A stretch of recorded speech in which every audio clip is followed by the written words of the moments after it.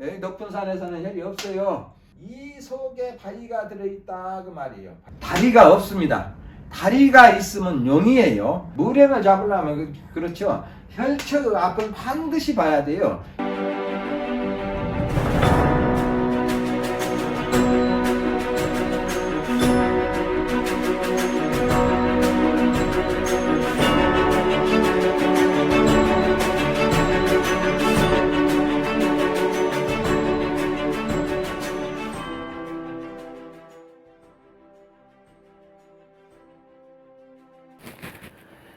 안녕하십니까.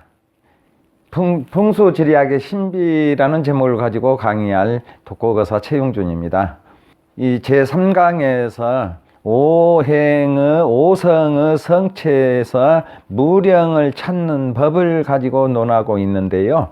오늘은 제2부로 들어가지고 수성체, 화성체, 토성체의 산에서 맺는 혈은 어떠한 무령으로 맺어지는가를 설명해 드리겠습니다. 수생체의 산에서 맺는 혈 중에서도 혈처 앞에 구름이라 하는 것은 출렁출렁 물론 이렇게 내려가는 산이 많이 있을 때 구름이라고 그렇습니다.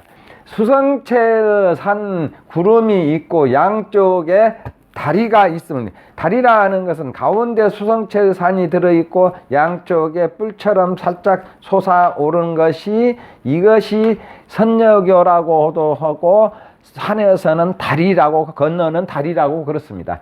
그러면은 날아가는 용이요, 또 굴곡이 없이 산에서 내려가면은 이 지그자그로 내려가는 것이 아니라 쭉 이렇게 내려가는 것이 뱀의 혈이요. 뱀의 혈은 목이 살짝 묶어줍니다. 계린을 해주려고. 그래서 가장 여러분들이 찾기 쉽고 편리한 것이 뱀혈이에요. 뱀혈. 이 뱀혈은 다리가 없습니다. 다리가 있으면 용이에요. 다리가 없고 뱀혈 앞에는 바위가 하나 있는데 그것을 가지고 개구리라고 그렇습니다.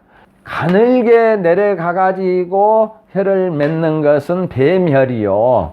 혈처 앞에 구름하고 여유주가 있으면, 혈처 앞에서 보면은 이 구름이 있고 이 동그라하게 하나 있는 것을 여유주라고 그렇습니다.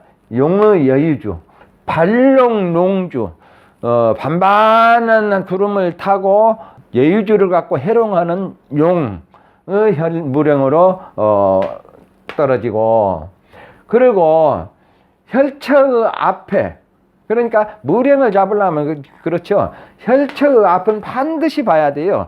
혈처 앞에 무엇이 있으니까 무슨 무령 이렇게 떨어집니다.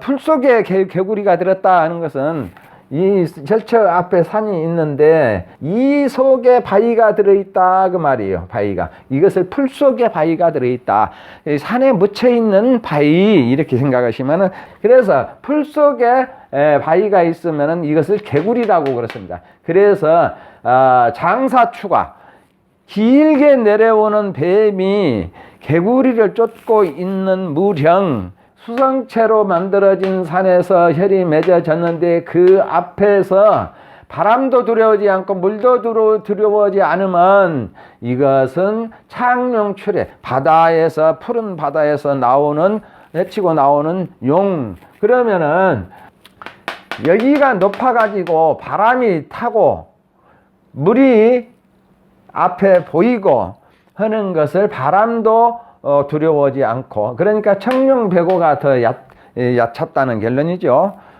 그래서 창룡출해, 바다에서 나오는 용, 그 무령으로 떨어지고요. 또 혈처 앞에 이어주고 끌어주는 것이 없으면서 돌아보지도 아니하면은 나가지도 않고 산이 이어지지도 않고 아무것도 없다, 또 돌아보지도 않는다. 이 앞산에서 혈처를 보지를 않아요. 뱀이 나오는 출사형이 되고, 수성체의 산에서는 주로 뱀과 용어혈, 지렁이혈 이런 것으로 많이 맺어집니다. 그런데 다는 아니에요. 조금씩만 해드리는 것 뿐이에요. 엄청나게 많습니다. 그래서 또 뱀혈로 맺으려면 좌우에 사만 있고 다리가 없어요. 뱀혈은 이렇게 내려오는데 좌우에 이 청룡배구만 있다 그 말이에요. 다리가 없어요. 그래서 이것은 뱀의 혈로서 맺고, 용은 서로 합한다 하는 말이, 용혈로 맺어지면 청룡배구가 아름답게 와서 합해준다는 뜻이에요. 합해주고, 뱀혈은 서로가 모여들어요. 이것저것에서 그냥 작은 잔 가지들이 모여듭니다. 이것을 모여든다 그러고, 그러면 화성체의 산에서 맺는 혈은 무슨 무령으로 맺어지는가? 그런데 화성체의 산에서는 주로 혈연고조로 혈이 많이 맺습니다. 여기 높은 산에서는 혈이 없어요. 화성체는. 그래서 금목, 수, 토, 성의 산은 높은 산에도 혈이 맺는데, 이 화성체의 산만큼은 높은 데서 절대 혈이 없습니다. 단 하나 맺는 것은 우거진 산 속에 촛불이나 등잔불로 맺어지려면 이 봉우리에다 맺는 극히 드문 그런 혈이 있기는 있어요. 그러나 이 화성체의 산만큼은 육부능선욱에서는 혈이 별로 없다. 등잔혈이나 촛불혈 몇 개 없다. 이렇게 이해하시면 되겠고, 화성체의 산에서 혈이 양쪽 다리에다가 맺으면은 비금탕목, 날아가는 새가 나무를 쫓는 형, 다리에다 맺는다 하는 거네. 이게 양쪽 다리예요. 청룡과 백호가 양쪽 다리입니다. 그래서 이 중앙에다 혈을 맺는 것이 아니라 한쪽으로 돌아와 가지고 좌측이나 우측에 청룡이나 백호 쪽으로 가가지고 혈을 맺는 것을 다리에다 혈을 맺는다. 이렇게 설명을 드리면 되겠고, 그런데 다리에다 맺는 혈은 내두가 허예요. 내두라 하는 것은 혈처의 뒤 봉우리인데 이 뒤이 너무 허예요. 그래서 반드시 그 다리에다 맺는 혈은 뒤에다가 낙산을 둘 것. 낙산이라 하는 것은 이 본체의 산에서 뻗은 용이 아니라 다른 데서 와가지고 그 뒤에서 우뚝 서 있는 것을 낙산 그렇습니다. 이 낙산이 있어야 혈을 제대로 맺고, 또 다시 가지의 머리에서 쓸개처럼 매달려 있으면 연소요. 이 가지의 매두인데 쓸개처럼 매달린다. 이런 데서 한쪽으로 가가지고 와로 맺어진다. 이것이 연소요. 제비의 집이다 그 말이에요. 그러면 여기는 어떻습니까? 여기도 뒤가 허하니까 낙산이 이렇게 와가지고 낙산이 이렇게 있어줘야죠. 이 낙산이었으면 허에서 가혈이에요. 거짓으로 혈처럼 맺어진 것 뿐이에요. 그러면 그 가혈에다 쓰면 어떻습니까? 넘보기만 좋지 실속은 하나도 없죠. 그것이 가혈. 또 심하면 가혈에서는 살기가 왕성해요.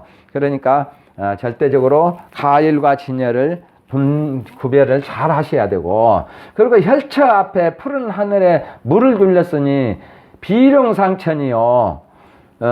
그렇게 푸른 하늘에 물을 둘렸다는 것은 이 혈은 화성체에서 맺어졌는데 바다나 큰 호수로 안산을 놓았다. 산 위로 안산을 한 것이 아니라 물로 안산을 했다 그 말이에요. 그리고 혈처 앞에다가 고목을 마른 나무 뗏목을 두었은 게 매한악지요. 이게 조산을 바라보고 맺습니다. 혈을. 조산은 살짝이 말라 있거든요. 그래서 그것을 갖다 고목이라고 그렇습니다. 조산을 보고 혈을 맺는 것이 매한악지다. 또 혈처 앞에다가 수성장을 벌렸으니 피라미가 아래로 내려오는 영이다. 혈을 품어주었다. 큰 물이 이렇게 혈을 안고 품어준다. 이렇게 수성장을 벌렸으면 피라미가 물을 타고 올라가는 혈무령으로 맺어지고, 또 다시 앞에다가 운수장을 벌렸으면은 운중바늘이요. 운수장이라 하는 것은 구름이 둘러싸주었다. 이 물이 아니에요. 산입니다. 이렇게 앞에 쌓아준 것을 운수장을 벌렸다. 구름이 싹 장막을 쳐줬다 그 말입니다. 또 혈처 앞에다가 옥책을 벌렸으니 선인독서요. 신선이 독서를 하는 것이다. 옥책이다 하는 것은 토성책 산에서 살짝 가운데가 솟아 올라준 것이 옥책입니다. 그리고 양쪽으로, 이쪽으로 가지가 뻗고 산은 이쪽으로 뻗고 가운데는 안 뻗습니다. 이것이 책장 넘기는 것이다 그 말이에요. 옥책. 혈처 앞에다가 책을 놓고 있으니까 신선이 책을 읽는 무령이다. 산이 혈처 앞에다 화성장을 벌렸으니 도시불국이다. 아주 큰 절터를 만들어준다. 병풍 쳐준 것을 장 그렇습니다. 화성장을 벌렸으니까 이것은 도시불국이라. 도시불국이라는 것은 집도 지어서는 안 되고 묘도 써서는 안 되니까 나라를 구할 절터를 마련해 주었다. 이렇게 이해하시면 쓰겠고, 화성체는 틀리죠. 화성체는 다리로 돌아가서 맺는 것이 있어요. 그래서 화성체의 산에서는 양쪽 가에 맺을 수도 있는데 반드시 뒤에 낙산이 이렇게 있어줘야 된다. 이것만 알면 되겠습니다. 이제 토성체의 산으로 들어가는데요. 토성체의 산에서는 이 산봉우리가 혀를 맺으려고 들어오는 뒷산이 반듯해요. 이보다 적을 수도 있고 그래요. 이래 반듯하니까 이거는 너무 커서 밀어내니까 좀 줄입시다. 산이 크면은 토성체가 너무 크면 밀어내요. 혀를 맺으려고 일어난 산이 토성체로 반듯합니다. 이렇게 산봉우리가 반듯한 산에서 내려와 가지고 이 혀를 갖다 맺었는데, 이것은 무슨 무령으로 맺는가? 토성체의 산은 주로 4발 달린 짐승의 혈로 맺습니다. 그러니까 4발 달린 개나 호랑이나 사자나 말이나 토끼나 이런 것으로 맺는다 그 말이에요. 이 앞에 속초봉이 중중하니 아우열이요.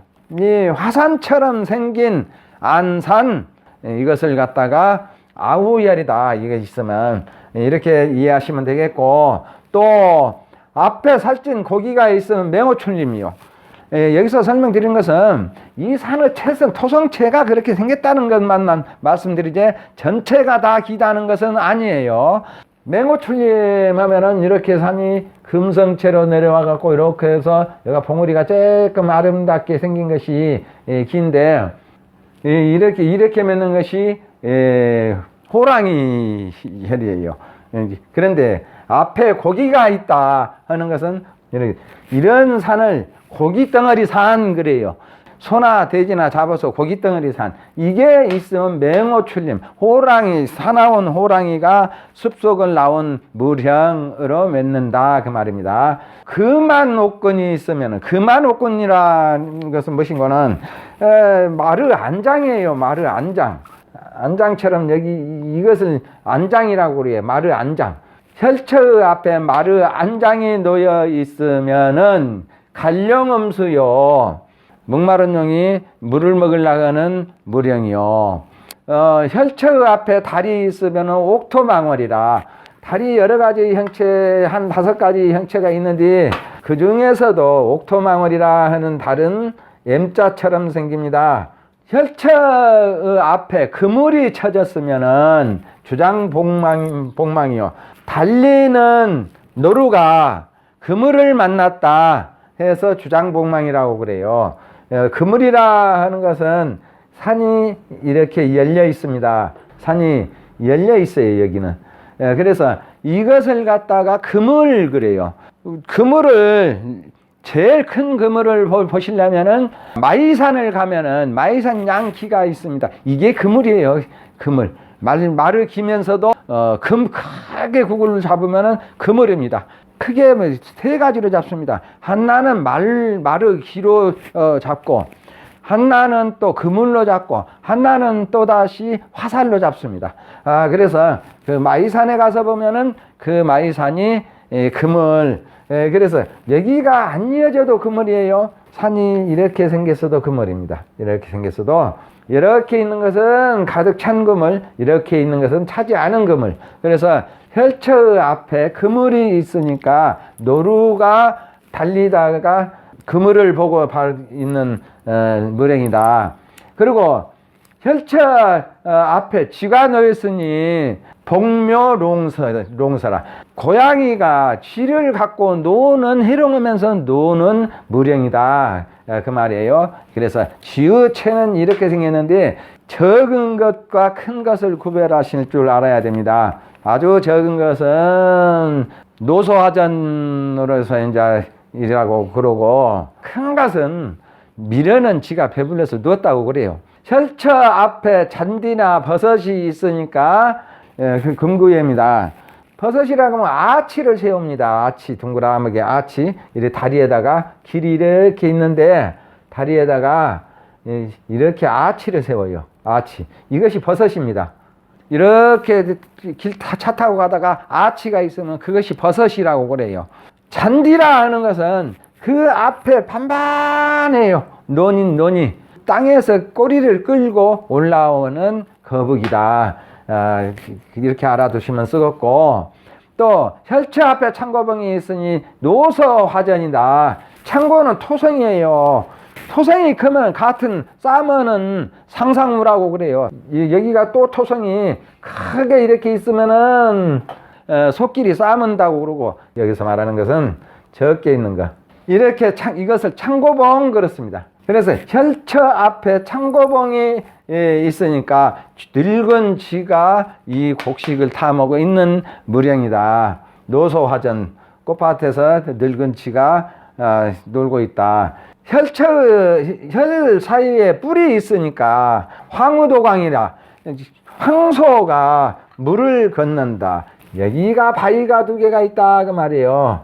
이 여기가 있거나 여기가 있는 것을 황우도강, 숫소가 강을 건너고 있는 혈이다 그 말이에요.